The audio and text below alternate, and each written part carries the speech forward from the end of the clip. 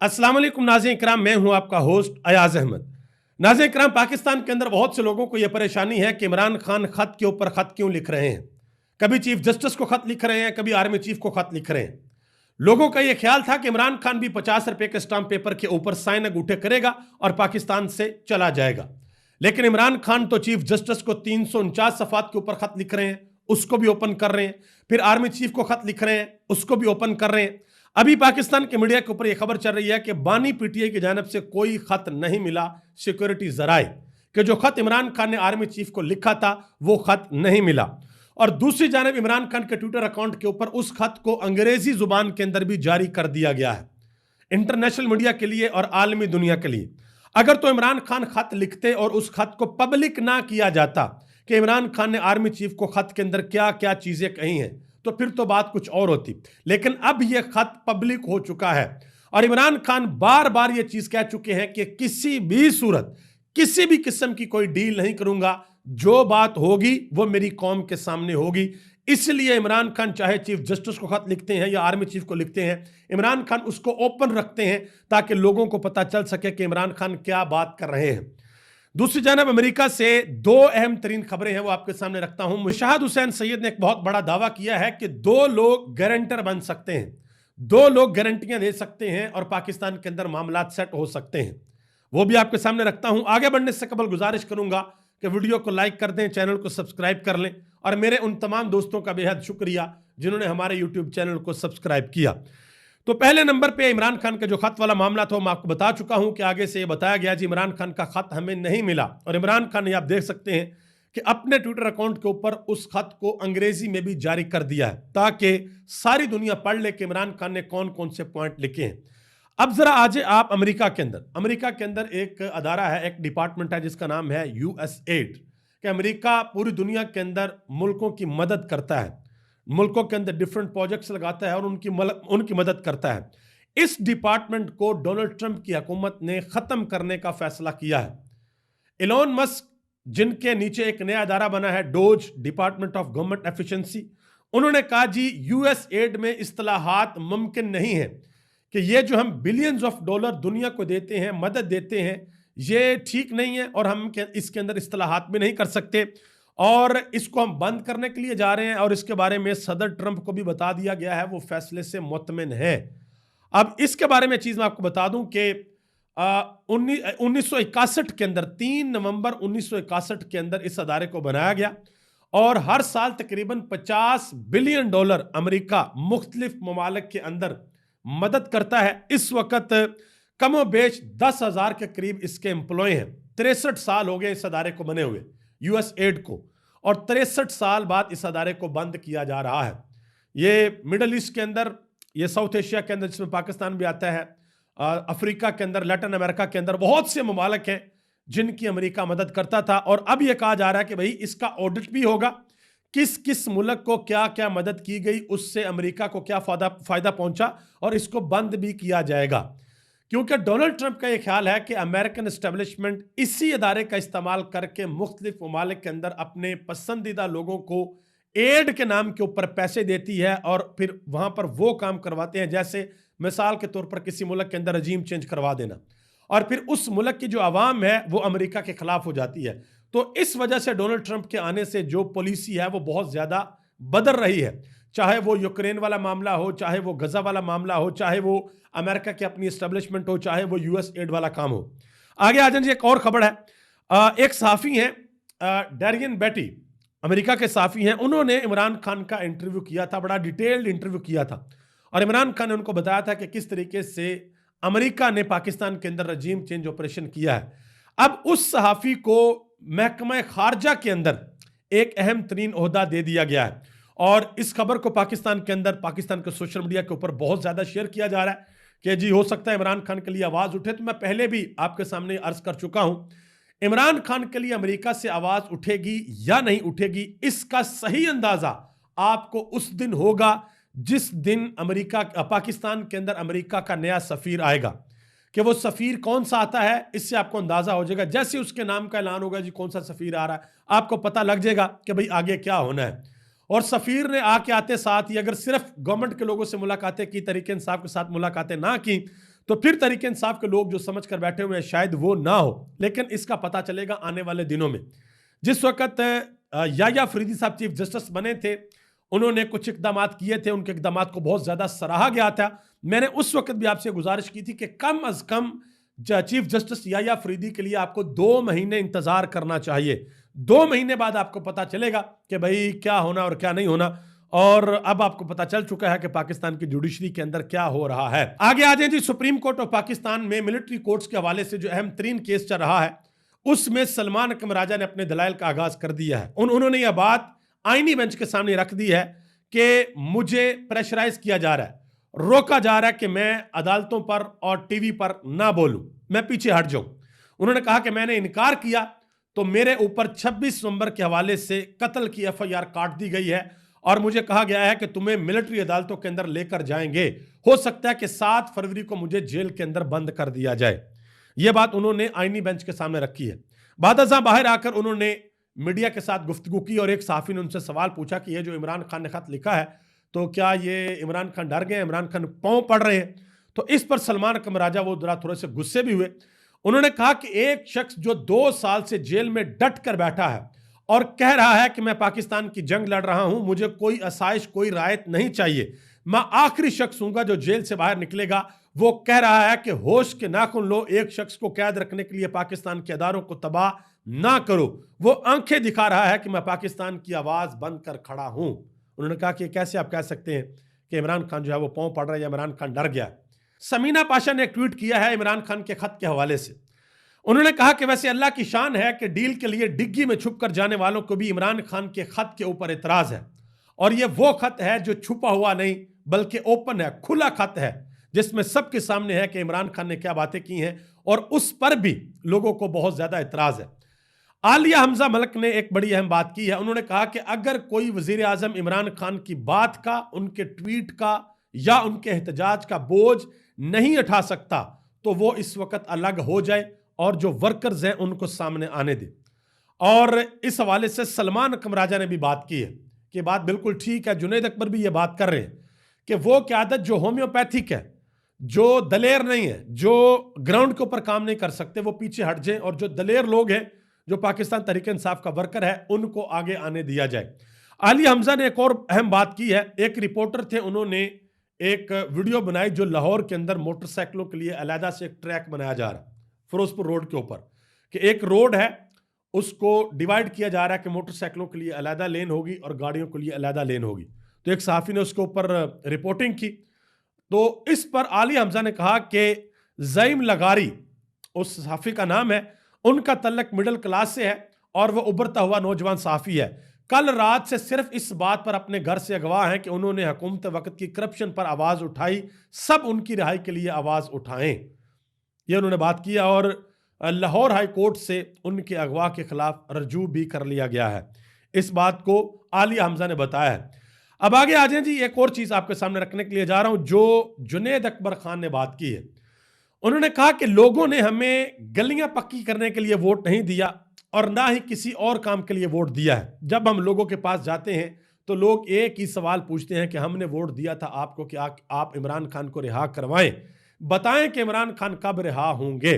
उन्होंने कहा कि इसलिए अब हम आराम से नहीं बैठेंगे बल्कि पूरे तरीके से हम लोग मुजाहमत करेंगे। अच्छा, मैं यहां पर एक बड़ी इंपॉर्टेंट चीज आपको बताता चलूं, ये तो सियासतदान है ना, बहुत से लोग जो सहाफ़ी हैं जो पाकिस्तान के मीडिया में हैं, वो इस बात के गवाह हैं कि वो भी जब लोगों के अंदर जाते हैं ना तो लोग एक ही सवाल पूछते हैं, चाहे उनका तल्लक किसी भी सियासी जमात से। लोग कहते हैं यार इमरान खान कब बाहर आ रहा, कब इमरान खान बाहर आएगा, इमरान खान के केसेस कब खत्म होंगे, कितनी देर और वो जेल में रहेगा। तो वो हबीब अकरम ने एक दफा एक बात कही थी कि एक ही खबर है जिसका इंतजार पिछले 550 दिनों से है, और वो खबर ये है कि इमरान खान कब बाहर आएगा। वो खबर अभी तक नहीं आ रही, नहीं पता चला कि इमरान खान कब बाहर आएगा। और जिस दिन वो बाहर आया, ना सिर्फ पाकिस्तान बल्कि पूरी दुनिया की सबसे बड़ी खबर होगी कि इमरान खान बाहर आ गया है। मोहम्मद मालिक ने इस हवाले से एक बड़ी अहम बात की है। उन्होंने कहा कि मसला यह है कि 1 साल होने को आ गया है लेकिन हुकूमत पाकिस्तान तहरीक इंसाफ के मुकाबले में अपना कोई भी बयानिया नहीं बना सकी। मार धाड़, पकड़ धक्कड़, ये चीजें कुछ देर तो चल जाएंगी, कुछ और देर आप चला लेंगे, लेकिन यह हिकमत अमली ज्यादा देर तक नहीं चलेगी। उन्होंने कहा कि इस वक्त तहरीक इंसाफ का बयानिया हर जगह पर टॉप के ऊपर, बिल्कुल टॉप के ऊपर है। इमरान खान के बयानिए का काउंटर हुकूमत के पास नहीं है, ना पीडीएम 1 के उनकी हुकूमत के अंदर था और ना पीडीएम 2 की हुकूमत के अंदर है। हामिद मीर ने एक बहुत बड़ा इंकशाफ किया। उन्होंने कहा कि जिस दिन पीका तरमीमी एक्ट को पार्लियामेंट से मंजूर करवाया गया, उस शाम पाकिस्तान के दौरे के ऊपर आए हुए यूरोपीय यूनियन के नुमाइंदा खसूसी बराए इंसानी हकूक, उनके साथ हमारी मुलाकात हुई। उन्होंने भी पीका तरमीमी एक्ट पर अपने तहफ़्फ़ुज़ात का इजहार किया। वो हैरान थे कि पार्लियामेंट ने यह कानून बगैर बहस किए कैसे मंजूर कर लिया। उन्होंने हुकूमत की कई अहम शख्सियात के साथ मुलाकातें की, लेकिन वह फौजी अदालतों और पीका तरमीमी एक्ट पर हुकूमत की तरफ से पेश किए गए दलाइल से मुतमिन नहीं हुए। ये जो यूरोपीय यूनियन के नुमाइंदा खसूसी बराए इंसानी हकूक पाकिस्तान के अंदर आए थे, ये वो बात कर रहे हैं। मजीद हामिद मीर ने एक और बात की एक टीवी शो के अंदर। उन्होंने कहा कि लोग पूछते हैं कि हामिद मीर आजकल इमरान खान के हक में बड़ा बोल रहा है, क्यों बोल रहा है? उन्होंने कहा कि मैं कहता हूं, जब आप किसी लीडर के बारे में गलत केस बनाएंगे तो मैं उसके हक में बोलूंगा। इमरान खान पर गलत केस बनाए गए हैं, इसलिए आज मैं इमरान खान के हक में बात कर रहा हूं। ये बात अहमद मीर ने की है। आगे आ जाए जी, इस्लामाबाद हाईकोर्ट बार के जो प्रेसिडेंट है रियासत अली आजाद, उन्होंने वकला कन्वेंशन से बात करते हुए ये कहा कि जस्टिस मोहसिन अख्तर कियानी को इसलिए चीफ जस्टिस नहीं बनाना चाहते क्योंकि वो फोन कॉल के ऊपर अपने फैसले नहीं बदलते। आज सुप्रीम कोर्ट ऑफ पाकिस्तान के अंदर एक अहम तरीन मीटिंग भी जारी है इस्लामाबाद हाईकोर्ट के हवाले से कि अगला चीफ जस्टिस कौन बनेगा। और इस्लामाबाद हाईकोर्ट के अंदर 2 जजेस, जस्टिस मोहसिन अख्तर कियानी और जस्टिस मियां गुल हसन औरंगजेब, उनके पास जो अहम तरीन जिम्मेदारियां थी, उन जिम्मेदारियों को वापस ले लिया गया है। जो ऑफिस ऑर्डर है उसको जारी कर दिया गया है। देखते हैं कि कौन बनेगा अगला chief justice Islamabad high court का। वैसे पता सबको है, पहले से लोग कह रहे हैं बिल्कुल उसी तरीके से जैसे आपको याद होगा कि इमरान खान की पार्टी का केस लगा हुआ था सुप्रीम कोर्ट में बल्ले के हवाले से कि निशान रहेगा या नहीं रहेगा, बैलेट पेपर में बल्ला होगा कि नहीं होगा। तो बड़े कुछ लोग थे वो कहते थे जो मर्जी हो जाए बल्ला नहीं होगा, और फिर वैसे ही हुआ, बल्ला नहीं था इलेक्शन में। अभी भी बहुत से लोग कह रहे हैं जो मर्जी हो जाए, justice Mohsin Akhtar Kiani Islamabad high court के चीफ जस्टिस नहीं बनेंगे। देखते हैं कि आगे क्या होता है। कभी कभी मुझसे भी भाई हो जाते हैं, लेकिन इंतजार करना पड़ेगा। मुशाहिद हुसैन सैयद ने एक बड़ा इंकशाफ किया जी। उन्होंने कहा कि मेरा ख्याल है कि मामला बेहतर हो रहे हैं। उन्होंने एंकर साहब ने आगे से कहा मुज़ाकरा तो खत्म हो चुके हैं। उन्होंने कहा कि पसे पर्दा तो बातचीत चल रही है, वैसे भी गेट नंबर 4 और कैदी नंबर 804 ज्यादा फर्क नहीं है, वो रावलपिंडी में करीब करीब ही हैं। उन्होंने कहा कि इमरान खान के 2 गारंटर हो सकते हैं, एक डोनाल्ड ट्रंप जो रोब और दबदबे वाला आदमी है, और दूसरा तुर्की का सदर तैयब उर्दवान। उनके बहुत अच्छे तल्लुकात हैं इमरान खान के साथ, पाकिस्तान के एस्टेब्लिशमेंट के साथ, और वो मुस्लिम वर्ल्ड के भी हीरो हैं। ये बात किया मुशाहिद हुसैन सैयद ने। देखते हैं कि आने वाले दिनों में क्या होता है। इमरान खान की ख्वाहिश यही है कि पाकिस्तान के मामलात पाकिस्तान के अंदर ठीक हो, पाकिस्तान की आवाम उसके ऊपर स्टैंड ले, पाकिस्तान की आवाम आवाज़ उठाए तो मामला ठीक हो। इमरान खान नहीं चाहते कि बाहर से कोई बंदा आए, डील कराए और मामलात को आगे लेकर चले। इमरान खान के वकील फैसल चौधरी साहब, उन्होंने एक बात की। उन्होंने कहा जी कजाफी स्टेडियम के अंदर अगर मैच हो रहा होगा तो हमें वैसे तो जलसे की इजाज़त नहीं दी जा रही लाहौर के अंदर। उन्होंने कहा कि जब मैच हो रहा होगा वहां पर अगर नारे लग गए, वहां पर हमारा जलसा होगा तो फिर आप क्या कर लेंगे। उन्होंने कहा कि जलसे के अंदर भी नारे लगते हैं, तो वहां पर अगर नारा लग गया तो फिर आप क्या वहां पर 30-40 हज़ार बंदों के ऊपर फिर आप वहां पर लाठी बरसाएंगे, वहां पर आप क्या करेंगे। लाहौर के अंदर जो तरीके इंसाफ ने जलसा करने उस हवाले से लाहौर हाईकोर्ट से रजू कर लिया गया। मेरा ख्याल है 6 फरवरी की अगली तारीख दी गई है, 8 फरवरी को जलसा है। तो ये बिल्कुल वही काम होगा जो पहले लाहौर के अंदर जलसे के लिए हुआ था कि जी ठीक है, अगर तरीके इंसाफ कहती है हमने करना ही करना है तो जाओ फिर जाके वो सब्जी मंडी के अंदर या मवेशी मंडी के अंदर जाकर जलसा करो। तो देखते हैं कि इसके ऊपर तरीके इंसाफ क्या कहती है। जियो न्यूज़ के एंकर पर्सन शहजाद इकबाल, उन्होंने एक बात की है, जरा गौर से सुनिएगा। कहते हैं कि हमारे अदालती निज़ाम में बहुत सी खामियां थी। हाई कोर्ट और सुप्रीम कोर्ट में जजेस की तैनाती का तरीकाकार भी पहले से बेहतर हो सकता था, लेकिन अब तो हम अदालतों को पंजाब पुलिस में तब्दील कर रहे हैं। यानी अदालतों के अंदर वो जजेस लेकर आ रहे हैं कि जो जजेस वही करेंगे जो हुकूमत करेगी। नहीं देखेंगे आइन और कानून क्या है, नहीं देखेंगे गुनहगार कौन है, बेगुनाह कौन है, बस हुकूमत जिस तरफ लगाएगी वो लग जाएंगे। और मैं बार बार अपने व्लॉग्स के अंदर ये बात कहता हूं, मुझे सबसे ज्यादा डर और खौफ उस दिन महसूस हुआ था जिस दिन अदालतों को मैनेज करने की कोशिशों को शुरू कर दिया गया था, क्योंकि ये जो अदल और इंसाफ का निज़ाम है ना, अदल का निज़ाम अल्लाह का निज़ाम है। ये जो जजेस कुर्सियों के ऊपर बैठते हैं, बेसिकली अल्लाह पाक ने इनको अपनी सिफ्त में शरीक किया है। देखिए, कायनात में सबसे बड़ा आदिल इंसाफ करने वाला कौन है? अल्लाह की ज़ात है, मालिक यौमिद्दीन है। तो अल्लाह पाक जब एक जज को कुर्सी के ऊपर बैठाते हैं कि बैठो और मेरे बंदों के मामलात में इंसाफ करो, गोया अल्लाह पाक की ज़ात उनको उस काम के अंदर शरीक कर लेती है कि आओ ये काम तुम्हारी जिम्मेदारी है, मैं ये तुम्हें जिम्मेदारी दे रहा हूं। अल्लाह जिम्मेदारी देता ना कि बैठो और इंसाफ करो। जज का क्या काम होता है कि अदल और इंसाफ करे। जज का काम फैसले करने नहीं होता, जिस तरह वो ऑनरेबल जमाल मंदोखेल साहब ने कहा था, इंसाफ तो अल्लाह करता है, हमने फैसला करना होता है, फैसला आपने करना होता है, इंसाफ पर मबनी फैसला करना होता है। यही नहीं होता कि गुनहगार को आप जो है वो छोड़ दें और बेगुनाह को आप सजा दे दें।